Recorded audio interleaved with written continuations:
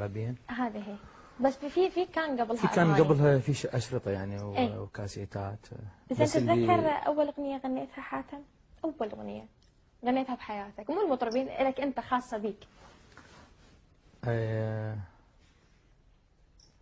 اغاني كثيره يعني، مو بس اغنيه واحده يعني. كنا من البوم كامل اللي هو حبيبه قلبي ومخطوبه، اللي هو كان اول شريط لي مخطوبه. وبعدها غنينا انا اللي عذبني حبيبي. انا اللي عذبني، وهي طبعا الاغنيه اللي خلينا نقول هي طبعا هذا اول البوم لي، البوم افكر بيك.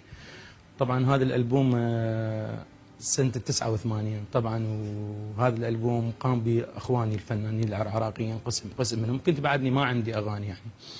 ففي فنان عندي كان يعني احد جوارينا واصدقائنا شاعر ثاني، اللي الشاعر الملحن فاضل جبر، وكان الشاعر محمد كرمان.